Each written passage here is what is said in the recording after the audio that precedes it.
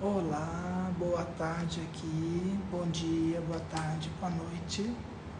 Bem-vindas novamente, bem-vindos, ao canal do YouTube da Maria Antônia.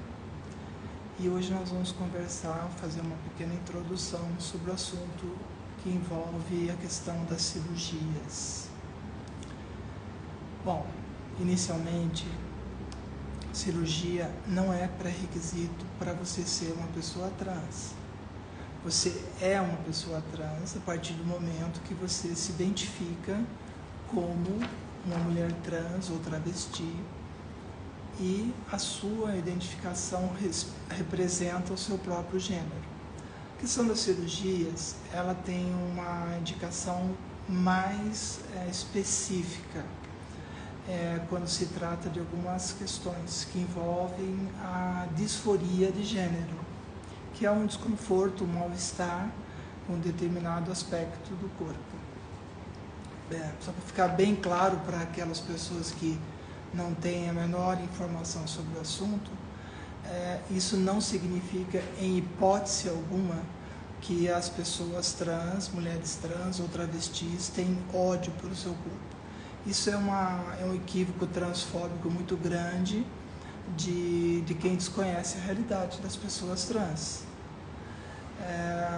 Não é essa a questão, né? Mas no que se refere à questão das indicações cirúrgicas em função da disforia, um detalhe importante: pessoas cis, mulheres ou homens cis, também têm disforia. Disforia não é um privilégio de pessoas trans ou travesti, em hipótese alguma. Exemplo, você tem conhecimento das suas amigas cis que fazem uma cirurgia de prótese mamária para melhorar o seu aspecto, a sua autoestima com relação aos seios, com relação à boca, com relação ao nariz, com relação à orelha, com relação a qualquer parte do corpo de pessoas cis. Então, deixando bem claro que a questão da disforia não é privilégio de pessoas trans. Aliás, eu acredito que proporcionalmente é igual para as duas realidades, tanto das pessoas cis quanto das pessoas travestis. Então, não cabe aqui aquela ideia maldosa de querer impor coisas desse tipo para pessoas trans. Não. Disforia é comum do ser humano, de qualquer ser humano, independente da sua identidade de gênero. Certo? É bem claro isso, então. A maioria das pessoas não necessita de cirurgia. A indicação é específica para quem tem um nível de disforia ou um grau de disforia em que seja indicada uma cirurgia, tá? Para considerar a questão das cirurgias, inicialmente a gente deve levar em conta como é uma cirurgia, o que é uma cirurgia, por que se submeter a uma cirurgia, ou então como funciona o passo a passo para uma cirurgia. De modo geral, quando após feita a consulta, após a indicação da cirurgia, são solicitados exames prévios, que são exames laboratoriais, cardiológicos, e a emissão de um laudo médico, normalmente é o cardiologista que emite esse laudo, dizendo que a paciente ou a paciente tem um grau de risco X, que pode ser mínimo, médio ou elevado, e determinadas características que têm que ser observadas no caso da cirurgia, né? Basicamente, a pessoa tem que estar com um estado de saúde estável, né? E, dependendo da situação, com alguns cuidados específicos que não vão impedir de realizar a cirurgia, né? Não é porque a pessoa tenha, por exemplo, algum tipo de questão de saúde, pressão arterial elevada, enfim, qualquer outra questão, inclusive a questão de HIV, soro positivo, não. Então, isso não impede da cirurgia ser realizada, desde que avaliados por médicos, né, para essa finalidade. Então, tem o pré-operatório. Eu poderia elencar aqui são inúmeras possibilidades cirúrgicas, né? Existe um livro que é o livro do Dr. Martins, que é cirurgião, reconhecido mundialmente, né, pelo seu trabalho com pessoas trans, desde a parte facial, incluindo também o Dr. Cláudio, que faz a parte corporal, e tantos outros médicos aí que eu não conheço todos, né, que fazem essa parte corporal. Então a cirurgia basicamente é uma cirurgia de rejuvenescimento facial, depois possivelmente uma feminização facial, com características individualizadas, por exemplo, na parte corporal, a colocação da prótese mamária, lipoescultura corporal, enfim, a própria cirurgia de redesignação sexual, também chamada de afirmação sexual. Ou seja, tem essas questões aí desses tipos diversos. Tem a cirurgia também para mudança de voz, né? E dessas cirurgias que eu estou falando, eu já fiz. Uma outra hora a gente vai conversar detalhadamente sobre cada uma delas, ok? Então, assim, isso envolvendo a questão do pré-operatório, vamos falar da questão propriamente dita da parte da cirurgia.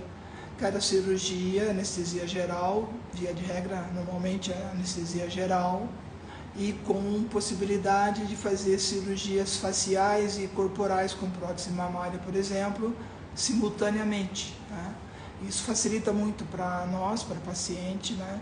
Na possibilidade de, até em termos de tempo de hospital, internação, etc., a despesa reduz pela metade, né? Porque é uma única cirurgia, na verdade são duas numa única cirurgia, né? E tem a questão do pós-operatório, que o pós-operatório implica, dependendo da cirurgia, ficar 1 dia ou até 3 dias em acompanhamento no pós-cirúrgico, internada no hospital até a alta hospitalar, e mais um período de recuperação, que pode variar de 7 até 15 dias, dependendo do tipo de cirurgia realizada. No pós-operatório, é uma questão importante você ter observado a questão da medicação, obviamente, um repouso necessário, alimentação, e incluindo uma fisioterapia. Para cada tipo de cirurgia, a fisioterapia é diferente. E tem um detalhe, tem também a questão do intraoperatório, onde imediatamente após a sua cirurgia, a fisioterapeuta ou fisioterapeuta acompanham e já fazem a colocação como chama, aquelas bandas, né, que vão dar uma ajuda muito grande no processo de cicatrização, de evitar intercorrências posteriores à cirurgia. Enfim, e aí também, obviamente, cada tipo de cirurgia é um específico de fisioterapia, tá bom? O que é uma coisa interessante que eu gostaria de comentar. Antes de qualquer cirurgia, procure se informar, procure um médico da sua confiança, verifique como é realmente o histórico desse médico, desse profissional. Eu sou uma pessoa muito criteriosa para quem eu vou entregar meu corpo, cuja consciência eu não vou ter por 6 horas, talvez, dependendo da cirurgia, e que vai definir o meu retorno à vida depois ou não. Porque cirurgia não é uma coisa simples, não pode ter essa ilusão. A gente tem que ter consciência dos riscos da cirurgia e, dependendo da situação, nem fazer a cirurgia. Se não houver, se os riscos forem maiores que os benefícios, é óbvio, não vai fazer a cirurgia. Então tudo isso tem que ser avaliado com paciência, com o seu médico, conversando, tirando dúvidas, enfim, isso é muito importante, né? Então, assim, na nossa primeira conversa sobre cirurgia, queria falar isso e não posso deixar de falar de uma coisa importante. Tem até uma frase que diz assim: Se você acha que custa caro os serviços de um bom profissional, é porque você não sabe quanto custa os prejuízos de um mau profissional. E aí entra a questão da sua decisão pessoal. Na hora de escolher, o critério de preferência deve ser pela competência. Depois, o segundo critério, custos. Eu sei que é complicado, mas existe solução. A solução é você fazer um planejamento. A transição segura, ela implica num planejamento, ou seja, fazer consulta com o médico, verificar quais áreas que você vai fazer a cirurgia, definir etapas, qual o período que vai fazer determinada cirurgia, se organizar financeiramente para fazer determinada cirurgia, de tal maneira que você passe por esse processo com segurança, com tranquilidade, né? E sem prejuízo de qualquer ordem. Tá? Isso é importante, viu? Precisa cuidar bem disso, tá? Transição segura é tudo. A gente tem notícia de vários casos de moças, de meninas trans, mulheres trans ou travesti que submetem a cirurgia com pessoas que elas acabam tendo dificuldade depois. Dificuldade de saúde, eu estou dizendo. Riscos de problemas de intercorrência na cirurgia. Então a escolha do profissional da sua confiança é tudo. E tem um outro aspecto também. Metade, eu costumo dizer 50% do resultado de qualquer cirurgia que você vai fazer, 50% é a sua genética.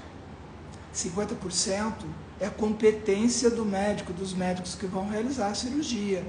Então, assim, também não pode ter uma ilusão muito grande com relação à cirurgia ou resultado de cirurgia. Lembrar da genética e da competência do médico. São duas coisas que devem ser bem analisadas, consideradas com muita atenção. Tá? Acho que por agora, nesse momento, essa parte de introdução às questões cirúrgicas, podemos deixar assim. Qualquer dúvida, por favor, vocês coloquem aí o seu like ou dislike e também os seus comentários, para que a gente possa dar um retorno também, tá bom? Prazer enorme estar aqui com vocês, beijo grande, se cuidem e tenham uma semana auspiciosa, excelente e próspera. Tchau, até a próxima. Beijo.